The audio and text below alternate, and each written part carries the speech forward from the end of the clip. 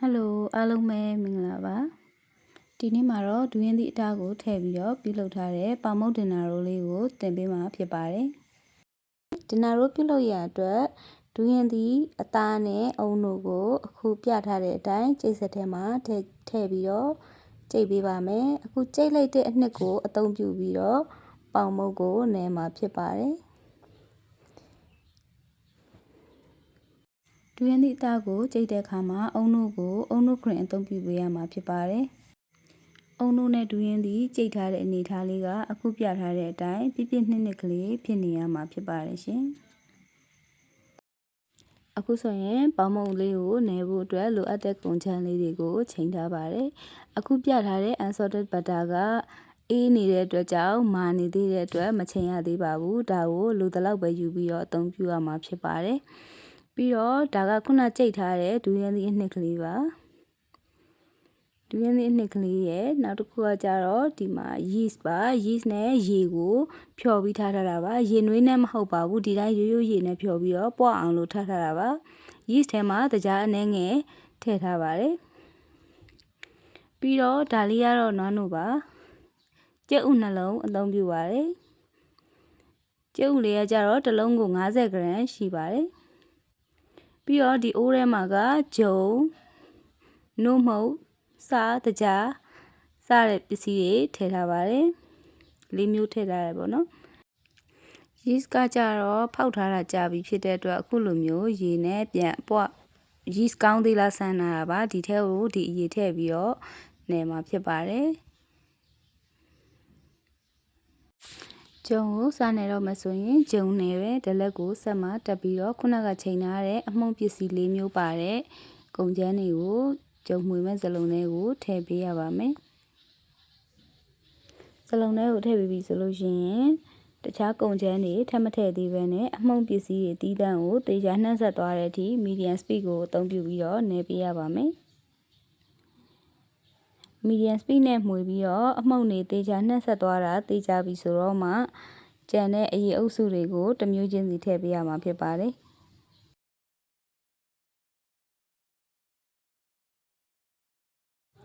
ခုဆိုလို့ရှိရင်အမှုန့်တွေကတေချာနှံ့ဆက်သွားပြီဖြစ်တဲ့အတွက် yeast ဖျော်ထားတာကိုထည့်ပါမယ် yeast ဖျော်ထားတာထည့်ပြီးရင်ဒူးရင်သည့်အနှစ်ကိုထည့်ပါမယ်ဒူးရင်သည့်နဲ့အုံတို့ကျိတ်ထားတဲ့အနှစ်ပေါ့နော်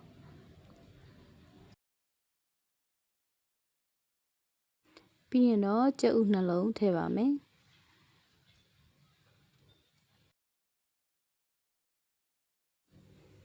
အခုလိုထည့်ပြီးပြီဆိုရင် medium speed နဲ့စပြီးတော့မှွေပါမယ်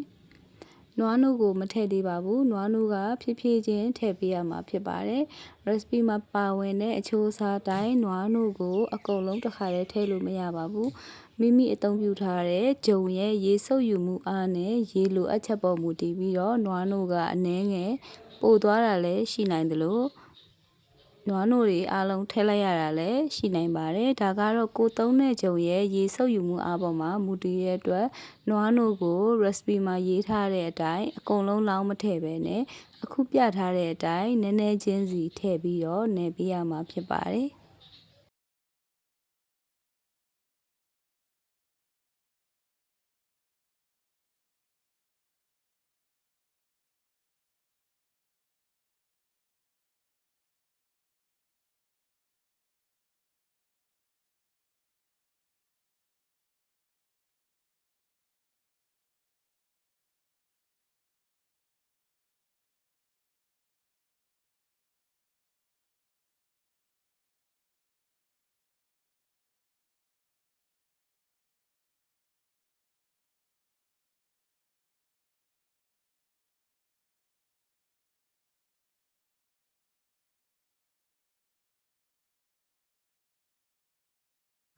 အခုလိုမျိုးနွားနို့နည်းနည်းချင်းစီထည့်နေရင်လည်းမွေတဲ့ဇလုံးရဲ့ဒီနေရန်ဒီမှာဂျုံသားတွေလိုက်ကတ်လာပြီဆိုရင်တော့နွားနို့ထည့်တာကိုရက်လို့ရပါတယ်နွားနို့ကအခုဆိုလို့ရှိရင်ဒီမှာထည့်လိုက်ရတဲ့အထဲမှာ20 g ဝန်းကျင်ပို့နေပါတယ်ဂျုံမျိုးစားကြောင့်ဖြစ်ပါတယ်ဂျုံကဒီလိုမျိုးမှွေတဲ့ဇလုံးမှာအနှဲငယ်လိုက်ပြီးတော့အခုပြထားတဲ့အတိုင်းလိုက်ကတ်နေပြီဆိုလို့ရှိရင်နွားနို့ထည့်တာကိုရက်ပေးရပါမယ် မိမိအသုံးပြုထားတဲ့ဂျုံကဒုံးပြန် special bread flour လိုမျိုး special ဂျုံတွေဆိုရင်ပို့ပြီးတော့ရေစုပ်ယူမှုအားကောင်းပြီးတော့နွားနို့ကမပိုဘဲနဲ့အားလုံးထည့်လိုက်ရတဲ့အနေအထားမျိုးရှိနိုင်ပါတယ်အခုဒီဂျုံအမျိုးအစားကရိုးရပေါင်မုတ်ဂျုံဖြစ်တဲ့အတွက်သူ့ရဲ့တစိမ့်ကရေသိပ်ဆုပ်ယူမှုမရှိတဲ့အတွက်လည်းပါပါတယ်အခုလိုမျိုးနွားနို့တွေပို့နေတာပါခုဆိုလို့ရှိရင်ဒီအနေအထားနဲ့သူ့ကို15မိနစ်တိုင်မာပေးပြီးတော့နယ်ပေးရမှာဖြစ်ပါတယ်15မိနစ်နယ်ပြီးတဲ့အချိန်ကျရင်ပြန်ပြီးတော့ပြပေးပါမယ်နယ်တဲ့အခါမှာလည်းဇက်တိုက်မနယ်ပဲနဲ့5မိနစ်ချတစ်ခါဒလက်မှာရှိနေတဲ့ဂျုံတွေကိုချစ်ချပြီးတော့အလဲကိုပြန်ပို့ပြီးနယ်ပေးပါ5မိနစ်တစ်ခါအဲ့လိုမျိုးအလဲကိုပြန်ပို့ပြီးနယ်မယ်ဆိုရင်ဂျုံသားတွေကနှက်ဆက်တာမြန်ပါတယ်ဒါကြောင့်မလို့နယ်သားကြဖို့လည်းလွယ်လွယ်ကူကူဖြစ်စေပါတယ်ခုဆိုလို့ရှိရင်တော့15မိနစ်ပြည့်ပါပြီ15မိနစ်ပြည့်တဲ့အချိန်မှာဒီဂျုံတွေကစလုံးမှာလိုက်ပြီးတော့ကတ်မနေတော့ဘဲနဲ့သူ့ဟာနဲ့သူတစ်လုံးနဲ့ဖြစ်သွားပြီဒီလိုအနေထားဆိုလို့ရှိရင်ဂျုံသားကလည်းချောတဲ့လောက်ချောနေပြီဆိုရင်စီထည့်ပါမယ်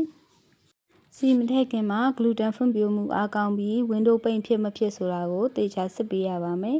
အခုပြရတဲ့အတိုင်းဂျုံစားလေးတစ်စားကိုယူပြီးတော့ဖြည်းဖြည်းချင်းဆွဲပြီးတော့ဖြန့်ပေးပါဖြည်းဖြည်းချင်းတပတ်လှည့်ပြီးတော့ဆွဲဖြန့်ပေးပါအခုပြရတဲ့အတိုင်းတပတ်လှည့်ပြီးတော့ဖြည်းဖြည်းချင်းဆွဲဖြန့်ပေးပါအခုဆိုရင်ဝင်းဒိုးပိန်တော့ရပြီတအားကြီးမရသေးဘူးအကျော်လေးတွေနည်းနည်းကျန်နေပါသေးတယ်အခုလိုမျိုးဆွဲနေရင်လည်းပြတ်ထွက်တဲ့ပုံစံလေးရလဲတပြေးတဲ့တညီတဲ့တနေရာလေးနဲ့ပြတ်ထွက်တယ်ဆိုရင်အချိန်လေးကောင်းနေပါပြီဒီအချိန်မှာထောပတ်ကိုထည့်ပါမယ်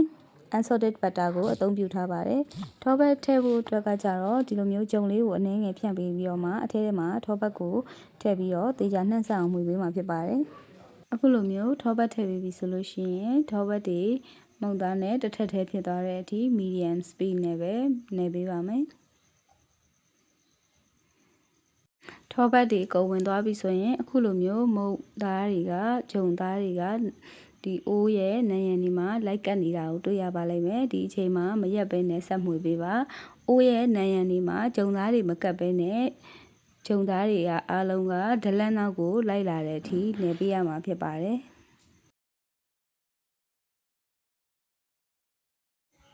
ခုဆိုရင်တော့ဂျုံတွေအားလုံးကအိုးမှာမကတ်တော့ပဲနဲ့ဒလက်နောက်ကိုလိုက်ပြီးတော့လဲနေပြီဆိုရင်ဒါကမုတ်သားရနေပါပြီမုတ်သားရနေပြီဆိုလို့ရှိရင်လက်ကိုစီလေးနဲ့တုပ်ပြီးတော့မုတ်သားကိုယူပါမယ်ခုလိုမျိုးစီလေးနဲ့တုပ်ပြီးယူမယ်နော်ဂျုံသားကသေချာနှက်ဆက်ဆက်ရှိပြီးတော့ဂျုံသားကောင်းတယ်ဆိုရင်အခုလိုမျိုးအိုးမှာအများကြီးလိုက်မကတ်တော့ဘဲနဲ့ခွာရတာလွယ်ကူပါတယ်တလက်ကိုဖြုတ်ပြီးဂျုံလုံးကိုထုတ်ယူပါမယ်